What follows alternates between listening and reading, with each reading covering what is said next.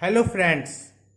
तो अभी तक एक्सरसाइज 5.3 अरिथमेटिक प्रोग्रेशन के एक्सरसाइज 5.3 के 15 क्वेश्चन हम पिछली वीडियो में 15 क्वेश्चन तक हम सॉल्व कर चुके थे पिछली वीडियो में। ठीक है, अब हम क्वेश्चन 16 से सॉल्व करेंगे। तो क्वेश्चन नंबर 16 देखते हैं क्या है। क्वेश्चन नंबर 16 है यहाँ पर, a sum of 700 is to be used to give 7 cash prizes to students of a school for their overall academic performance. If each prize is 20 less than its preceding prize, find the value of each of the prizes. तो देखिए यहां पर question number 16 क्या कर रहा है, सबसे पहले हम इसे समझते हैं। इसमें बताया गया है कि 700 रुपीज को आपको 7 कैश प्राइजेस में स्टूडेंट्स को देना है, लेकिन एक पैटर्न बताया गया है। ठीक है, तो क्वेश्चन नंबर 16 देखिए, 7 कैश प्राइसेस हैं और 7 कैश प्राइसेस में 700 को देना है, और इस तरह से देना है कि इससे पहले वाला जो प्राइस हो, जो पैसा दिया गया है, प्राइस में मनी ही देना है, तो वो 20 रुपए कम हो। मतलब ये कि इस तरह से हो कि जैसे मान लो कि पहला प्राइस हमने दिया ए, ठीक है, पहला प्राइस मान लो हमने दिया ए, तो दूसरा जो क्या होगा ए माइनस 20 होगा, और तीसरा कितना होगा ए माइनस 40, वही 20 इसमें माइनस करोगे तो 40 आ जाएगा, और चौथा क्या होगा ए माइनस 20 इसमें माइनस करोगे तो 60 आ जाएगा। इन्होंने ये लाइन क्या रखी है, इसमें एक लाइन दे रखी है कि if each prize is 20 less than its a preceding prize, यानी हर प्राइस जो दिया जा रहा है वो 20 रुपए कम है उससे पहले वाले प्राइस से। तो पहले हमने क्या किया, ए दिया, और इसके बाद 20 रुपए कम है तो इसमें 20 माइनस कर दिया तो दूसरा प्राइस ये बना, फिर इसमें 20 माइनस कर दिया तो तीसरा प्राइस ये बना, फिर इसमें 20 माइनस कर दिया तो चौथा प्राइस ये बना। ऐसे ही 7 प्राइस देने हैं, तो इसमें अगर हम 20 माइनस करेंगे तो कितना बनेगा, ये बनेगा। कितने प्राइस हो, 1 2 3 4 5, और ये देखो ए माइनस 100 6, और अगला कौन सा है 1 2 3 4 5 6, और ये 120। ये 7 प्राइजेस हैं। ठीक है, 7 प्राइजेस दिए जा रहे हैं, और टोटल कितना पैसा दिया जा रहा है प्राइजेस में टोटल मनी दिया जा रहा है 700 है। तो इन सबको ऐड कर लो तो कितना आ जाएगा, 700 आ जाएगा। ठीक है, इन सबको ऐड करने पर, तो चलिए इन सबको हम ऐड करते हैं, देखते हैं कितना आता है। तो ए, इन सबको हम सम करते हैं, ए प्लस ए माइनस 20 प्लस ए माइनस 40 प्लस ए माइनस 60 प्लस ए माइनस 80 प्लस ए माइनस 100, और प्लस करेंगे तो कितना आएगा ए माइनस 120, और टोटल सम प्राइसेस का कितना दे रखा है 700, टोटल दे रखा है 700। अब इसमें देखो 1 2 3 4 5 6 7, तो 7A हो जाएगा भाई, ए सब प्लस का है तो 7A हो जाएगा। ठीक है, बाकी 20 40 ये सब पूरा माइनस का है, तो पूरा ऐड करेंगे तो कितना हो जाएगा, ये टोटल ये हो जाएगा 60 प्लस 40 100, ये 100 हो गया, 120। ठीक है, 120 240 और प्लस 80, तो पूरा यहाँ पर 120, ये सब सम करेंगे 80 और 180, तो ये पूरा कितना आएगा 420। ठीक है, ये 400 कितना आएगा 420 आएगा। ठीक है, और ये 700 इक्वल टू होगा, 700 इक्वल टू है ही पहले से ही। ठीक, अब ये माइनस का है, उधर जाएगा तो प्लस का हो जाएगा, तो 7A बराबर कितना हो जाएगा 700 प्लस 420। अब देखो 7A इज इक्वल टू ये कितना हो गया, ये पूरा सम करेंगे तो कितना हो जाएगा 1120। ठीक है, तो A की वैल्यू कितनी आ गई 1120 डिवाइडेड बाई 7, तो कितना आ गया 160 आया कैंसिल आउट करने पर ये। ठीक है, तो A का वैल्यू कितना आया, A का वैल्यू आया 160, A का वैल्यू आया 160, यानी 160 A का वैल्यू आ गया। ठीक है, अच्छा A का वैल्यू आ गया तो क्या हम हर एक प्राइस की वैल्यू लिख सकते हैं, हाँ बिल्कुल लिख सकते हैं। अगर A का वैल्यू आ गया है तो हम हर एक प्राइस की वैल्यू को लिख सकते हैं। कैसे, देखिए A का वैल्यू कितना है 160 आया है, इसका मतलब पहला प्राइस कितना होगा, पहला प्राइस होगा 160 रुपए, ये देखो यहाँ पर लिख सकते हो, पहला प्राइस होगा 160, ठीक है।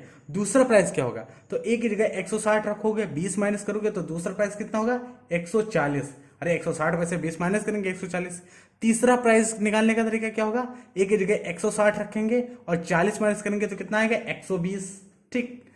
चौथा प्राइस क्या होगा, 160 रखेंगे और 60 माइनस करेंगे तो चौथा प्राइस कितना होगा 100, ठीक है। 160 रखेंगे और 80 माइनस करेंगे तो कितना आएगा 80, ठीक है। यानी पांचवा प्राइस कितना होगा 80, और 160 में से 100 माइनस करेंगे तो कितना आएगा 60 आएगा, और 160 में से 120 माइनस करेंगे तो कितना आएगा 140, 40 आएगा, 140 नहीं केवल 40 आएगा। तो ये हमारे हो गए 7 कैश प्राइसेस। इस तरह से अगर हम बांटेंगे तो देखो 20 कम भी हैं, और इस तरह से पूरा जब आप इसे ऐड करोगे तो ये आएगा कितना आएगा, ये टोटल ऐड होके आएगा 700, आप ऐड करके। तो इस तरह से हमसे ये पूछा था कि find the value of each of the prizes. तो हर एक प्राइजेस की, पहला प्राइस, दूसरा, तीसरा, चौथा, पांचवा, छठा, सातवां, हर एक प्राइस की वैल्यू हमने निकाला कि नहीं निकाला, ठीक। तो ये सवाल इस तरह से लगाया जा सकता है, बहुत ही सिंपल सवाल है। लेकिन इस सवाल को एक और तरीका है लगाने का, हम उससे भी सॉल्व करेंगे। ये तो रहा एक सिंपल सा मेथड जो सवाल में दे रखा है, सिर्फ हमने उसी को किया है। लेकिन अरिथमेटिक प्रोग्रेशन अभी हमने यूज नहीं किया इसमें। अरिथमेटिक प्रोग्रेशन को यूज करके इस सवाल को कैसे सॉल्व करेंगे, चलिए सीखते हैं, ठीक है।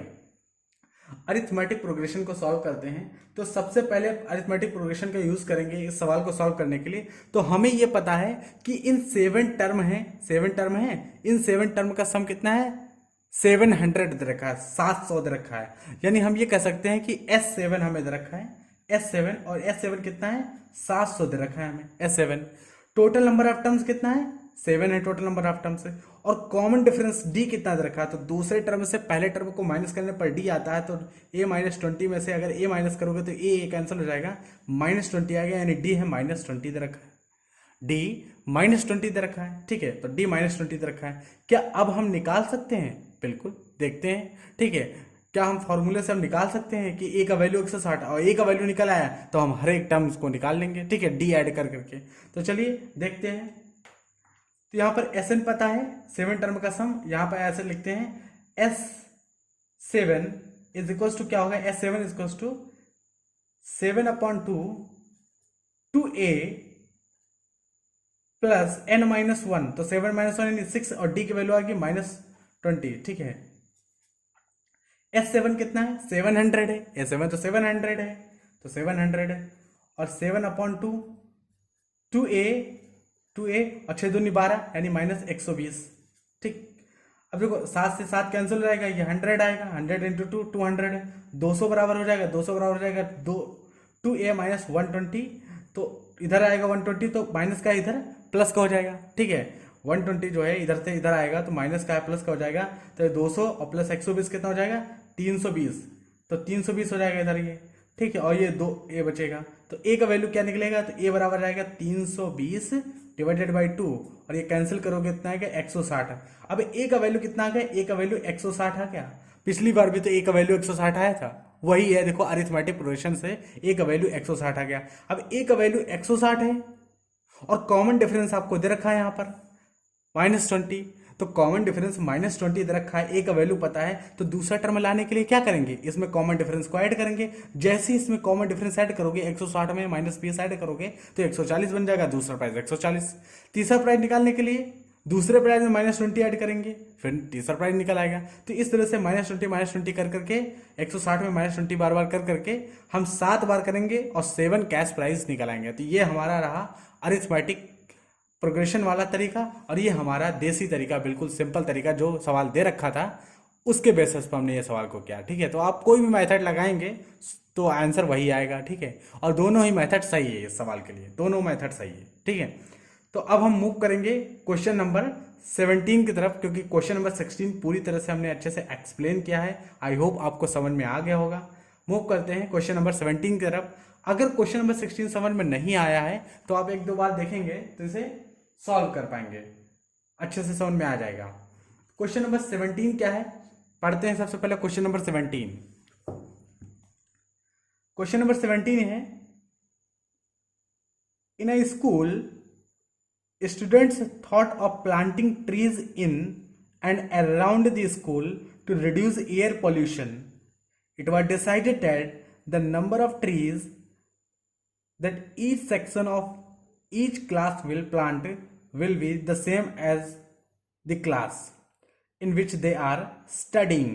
Example, a section of class first will plant one tree, a section of class second will plant two trees, and so on till class 12. There are three sections of each class. How many trees will be planted by the student? अब देखिए questions देखने में बहुत ही बड़ा लग रहा है, डरावना टाइप का है कि इतना बड़ा क्वेश्चन से कैसे सॉल्व होगा, लेकिन इसमें दम कुछ नहीं है। समझ में अगर हमारे सवाल आ जाए तो हम क्वेश्चंस को बहुत ही इजी तरीके से सॉल्व कर सकते हैं। देखिए कैसे हम इसको बहुत ही सिंपल तरीके से सॉल्व करते हैं। क्वेश्चन नंबर 17 देखते हैं। सबसे पहले तो सवाल समझ में आना चाहिए हमारे कि सवाल में पूछा क्या गया है। ठीक है, सवाल समझ में आ गया, एक बार क्वेश्चन समझ में आ गया कि पूछा क्या गया है तो आंसर देना बहुत ही सरल हो जाता है। तो समझते हैं क्वेश्चन नंबर 17 में क्या दे रखा है। क्वेश्चन नंबर 17 में यह बताया है कि स्टूडेंट हैं, कुछ स्कूल के कुछ स्टूडेंट हैं, वो सोच रहे हैं कि एयर पोल्यूशन को ख़त्म करने के लिए उन्होंने प्लांट लगाने को सोचा। ठीक है, ट्रीज लगाने को सोचा। तो ट्री लगाएंगे, लेकिन इस तरह से ट्री नहीं लगाएंगे, वो एक पैटर्न दे रखे हैं उसमें ट्री लगाने का। ट्री इस तरह से लगाएंगे कि जैसे क्लास फर्स्ट है, क्लास फर्स्ट तो क्लास फर्स्ट के 3 सेक्शन है, ए बी सी। ठीक, इसमें ये रखा है। क्लास सेकंड है तो क्लास सेकंड भी 3 सेक्शन है, ए बी सी। ऐसे ही क्लास थर्ड है, क्लास थर्ड के भी 3 सेक्शन है, ए बी सी। ऐसे करते करते करते करते क्लास 12 है, क्लास 12 इसके भी एक सेक्शन ए बी सी, यानी हर एक क्लास के 3-3 सेक्शन है उस स्कूल में। चलो ठीक है, तो उस स्कूल में हर क्लास के 3-3 सेक्शन है। और प्लांट कैसे लगाना है? हर सेक्शन को एक ही प्लांट लगाना है, हर सेक्शन को एक ही प्लांट लगाना है। जैसे क्लास फर्स्ट का सेक्शन ए एक प्लांट लगाएगा बस, क्लास फर्स्ट का सेक्शन भी एक प्लांट लगाएगा। इसमें एक लाइन दे रखी है यहां पर, देखो कि that each section of each class will be the same as the class in which they are studying, यानी जिसमें पढ़ते हैं। जैसे सेक्शन क्लास फर्स्ट का सेक्शन ए एक ट्री लगाएगा, लेकिन क्लास सेकंड का सेक्शन ए 2 ट्री लगाएगा, क्योंकि क्लास सेकंड में ये पढ़ता है। जिस क्लास में बच्चा पढ़ रहा है उतने ही ट्री लगाएगा और सेक्शन उतने ही ट्री लगाएगा। ठीक है, जैसे क्लास थर्ड की बात करें तो क्लास थर्ड का सेक्शन बी कितने ट्री लगाएगा? 3 ट्री लगाएगा। क्लास थर्ड का सेक्शन सी कितने ट्री लगाएगा? 3 ट्री लगाएगा सेक्शन सी। क्लास 12 का सेक्शन ए कितने ट्री लगाएगा? 12 ट्री लगाएगा। अच्छा, आप एक चीज देखो भाई, 12 है तो 12 ट्री लगाएगा। ठीक है, अब आप एक चीज देखो कि क्लास फर्स्ट अगर हम ओवरऑल देखें तो क्लास फर्स्ट कितने ट्री लगा रहा है? 3 ट्री लगा रहा है कि नहीं लगा रहा? 3 ट्री लगा रहा है। तो ये क्लास फर्स्ट कितने ट्री लगाएगा? 3 ट्री लगाएगा। अच्छा, क्लास सेकंड कितने ट्री लगाएगा? तो 2 ये लगाएगा, 2 ये लगाएगा, 2 ये लगाएगा। कितने ट्री लगाएंगे? 6 ट्री लगाएंगे। ठीक है, अच्छा क्लास थर्ड का देखें तो 3 ये लगाएगा, 3 ये लगाएगा, 3 ये लगाएगा, तो कितना हो गया? 3 ट्री का 9 ट्री हो गया। ऐसे ही 4 क्लास 4 होगा तो 4 के भी 3 सेक्शन हो गए, तो 4 4 4 लगाएंगे तो 4 3 12 हो गए। ठीक है, ऐसे करते करते क्लास 12 तक हमें जाना है। तो 12 में ये सेक्शन ए कितने ट्री लगाएगा? 12, सेक्शन बी 12, सेक्शन सी 12, तो 12 हैं 36, यानी टोटल 36 ट्री लगाएंगे। क्या ये अरिथमेटिक प्रोग्रेशन बनना है? अब देखो, ये 3 ट्री, ये 6 ट्री, ये 9 ट्री, 12 ट्री, और इसको हमें करना है सम। टोटल सम कितना निकल के आएगा? तो सम का फॉर्मूला पता है, एसएन निकालना है। टोटल नंबर ऑफ टर्म्स कितने हैं? तो 1 2 3 4 ऐसे करके 12 टर्म्स है। आप इनमें मत चले जाना कि 1 2 3 4 5 6 7 8 9 इतने टर्म्स नहीं, टर्म्स यही है। एक टर्म्स पहला पूरा जोड़ के हमने लिख दिया है, दूसरा ये दूसरा टर्म, तीसरा ये जोड़ के पूरा तीसरा टर्म। तो टोटल कितने टर्म है? 12 टर्म है। तो n की वैल्यू कितनी आ गई? यहां पे देखो हम सब लिखे दे रहे हैं कि हमें S12 12 टर्म का सम पता करना है, जबकि नंबर ऑफ टर्म 12 है।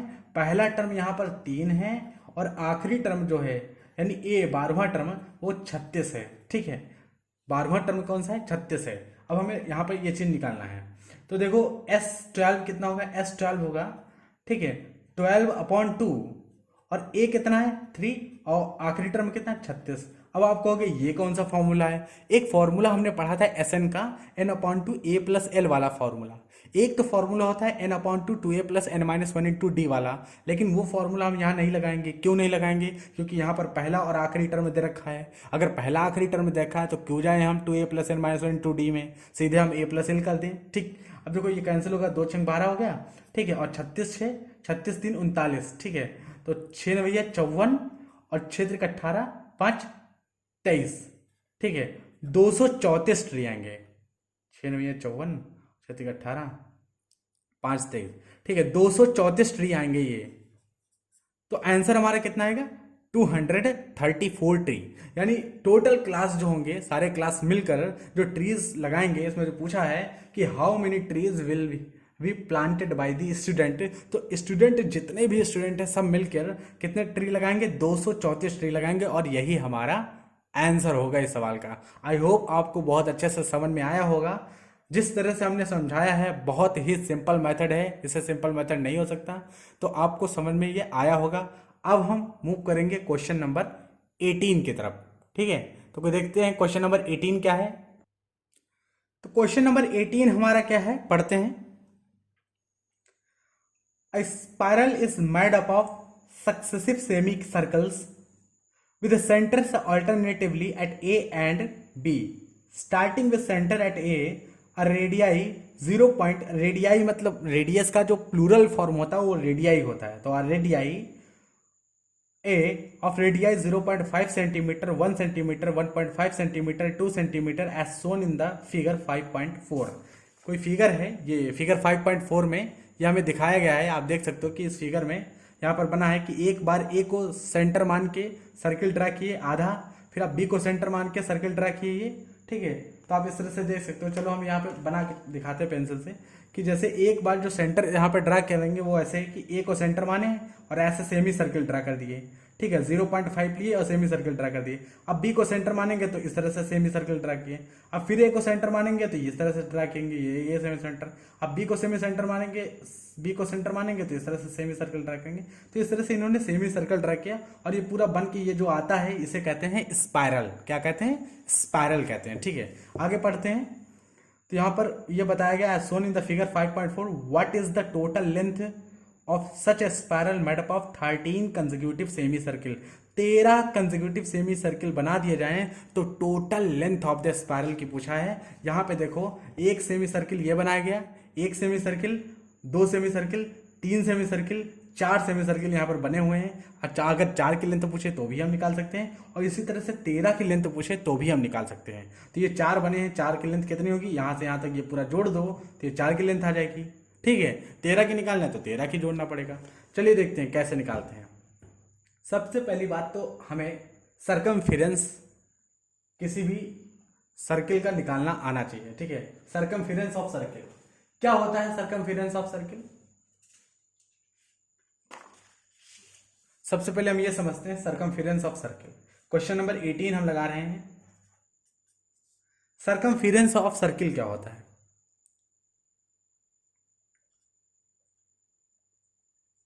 सरकमफेरेंस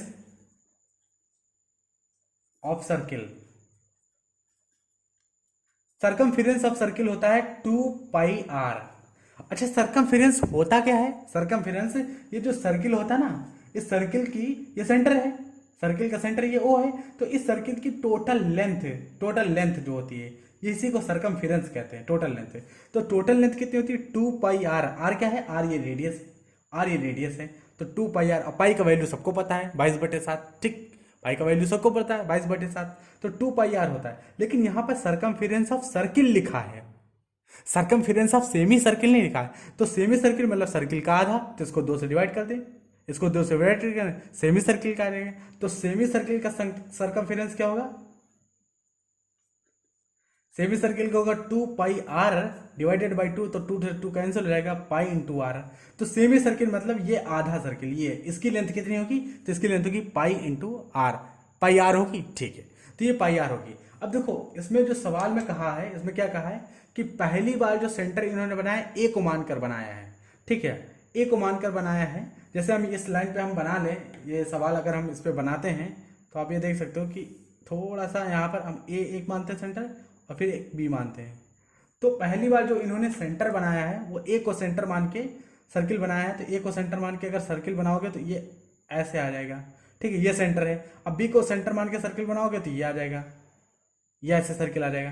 तो ये पहली बार जो रेडियस इन्होंने ली है 0.5 ली है, तो 0.5 ली है तो इसकी लेंथ कितनी हो जाएगी, तो इसकी लेंथ है तो पाई इंटू आर होती है, पाई इंटू आर। और पहली बार जो ली है 0.5, तो 0.5 इंटू पाई हो जाएगी, ठीक। तो पहली बार लेंथ कितनी होगी 0.5 इंटू पाई, पहली लेंथ होगी, ठीक है, पहले सर्किल की, पहले सेमी सर्किल की लेंथ होगी। दूसरे सेमी सर्किल की लेंथ क्या होगी, तो दूसरे सेमी सर्किल की लेंथ होगी 1 सेंटीमीटर, क्योंकि 0.5 ये है, 0.5 ये है, तो ये की टोटल कितनी हो गई 1 सेंटीमीटर हो गई। 1 सेंटीमीटर का सर्किल रेडियस हो गया, तो लेंथ कितनी होगी ये, तो 1 इंटू पाई, तो ये कितना आ जाएगा 1 इंटू पाई, ठीक है। तीसरा अगर हम देखें, तीसरा तो 1.5 सेंटीमीटर हो गया इस बार, तो 1.5 इंटू पाई लेंथ हो जाएगी। अगर तीसरा तो ए को सेंटर मानेंगे तो खूब इस तरह से बड़ा सा बनेगा, ठीक है, ये बड़ा सा सर्किल बनेगा ऐसे ही।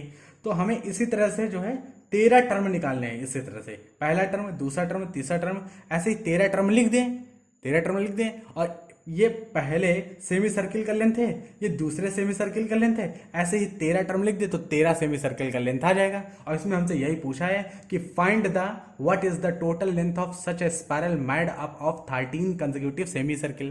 तो 13 टर्म लिख दें, ठीक है, 13 टर्म में ही तो होगा। चलिए 13 टर्म लिखते हैं, तो हमने इस तरह से लिखा पूरा, ठीक है।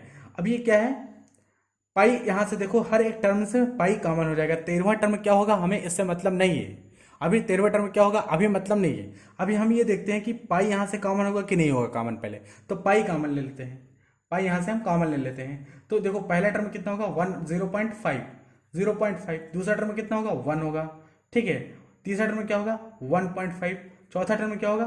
अब ऐसे ही ऐसे इसमें टोटल 13 टर्म्स होंगे, total 13 terms up to 13 terms यहाँ पर होंगे, 13 टर्म तक लिखना होगा।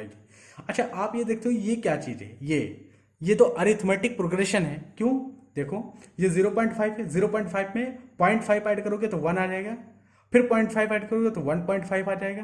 तो ये आधा आधा ऐड कर रहे हैं कि नहीं, बार बार 1/2 ऐड कर रहे हैं ना, 1/2। तो एक तरह से डी जो है यहाँ पर कॉमन डिफरेंस है, ये 1/2 है। तो पहला टर्म क्या है, पहला टर्म है यहाँ पर 0.5 है, पहला टर्म 0.5। कॉमन डिफरेंस क्या है, तो कॉमन डिफरेंस यहाँ पर 1/2 यानी 0.5, वही कॉमन डिफरेंस भी 0.5 है, भाई कॉमन डिफरेंस भी 0.5 है, ठीक है, कॉमन डिफरेंस है। और टोटल हमें कितने टर्म का सम चाहिए, 13 टर्म का सम चाहिए, तो n की वैल्यू कितनी हो जाएगी 13 हो जाएगी। तो क्या हम Sn निकाल सकते हैं, बिल्कुल निकाल सकते हैं। तो 13 टर्म का सम चाहिए तो S13 निकालते हैं, S13 तो 13/2, 13/2 और 2a यानी 0.5 को 1/2 भी लिखा जाता है। तो क्या हम a की जगह 1/2 लिख दें, अरे भाई इसको डिवाइड करोगे 0.5 ऐसे लिख सकते हो कि 0.5 लिखा है ये, ठीक है, इसको हटाओगे 0 बढ़ाओगे 5 दूना 10, तो ये 1/2 लिख सकते हो। तो 0.5 की जगह 1/2 लिख सकते हैं, बिल्कुल लिख सकते हैं। तो यहाँ पे 2a की जगह क्या 1/2 लिख सकते हैं, 2a प्लस n-1, 13 है, 13 में से एक गए, n-1 13 में से एक गए तो 12, भाई n-1 होता है तो n टोटल नंबर ऑफ कितने सर्किल हैं 13 है, तो 13 में से एक 12 इंटू डी, और डी की वैल्यू 1/2, डी की वैल्यू 1/2 क्योंकि 0.5 पड़ रहा है, ठीक है। तो 2a plus n-1 into D, अब इसको क्लोज कर देंगे, ये कैंसिल हो जाएगा, 2 6 12 हो जाएगा, तो कितना हो गया 6 6, ये 6 है और ये 1 है, तो टोटल कितना हो गया 7, ये टोटल कितना हो गया 7 हो गया।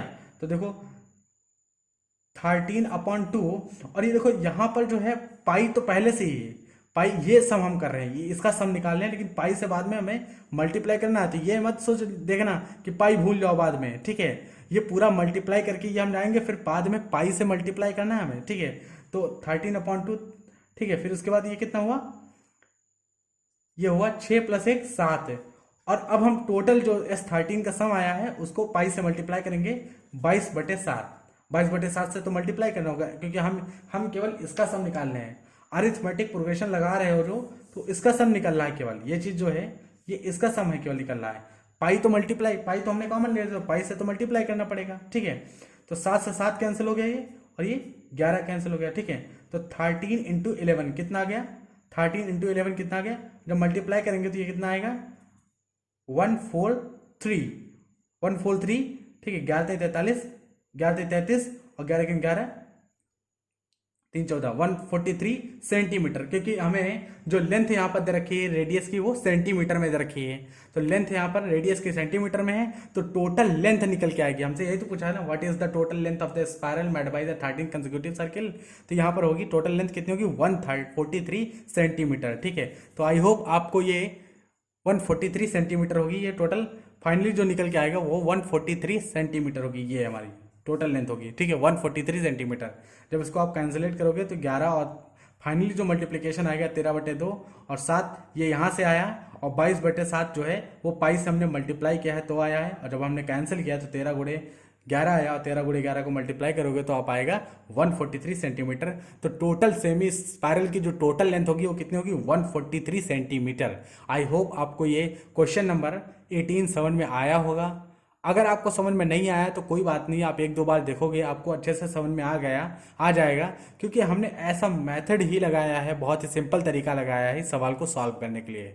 ठीक है, तो इसी तरह से हम क्वेश्चंस आगे के क्वेश्चंस अगली वीडियो में करेंगे। तब तक के लिए ठीक है, आप पढ़ते रहिए। अगर क्लास 10th का मैथमेटिक्स अगर आपको सीखना है तो आप हमारा चैनल जरूर सब्सक्राइब करें। यहाँ पर हम क्लास 10th 11th 12th का मैथमेटिक्स पढ़ाएंगे, और आपके जान पहचान में अगर कोई हो तो उससे हमारा चैनल शेयर करें ताकि वो भी क्लास 10th का मैथमेटिक्स सीख सके। तब तक के लिए धन्यवाद।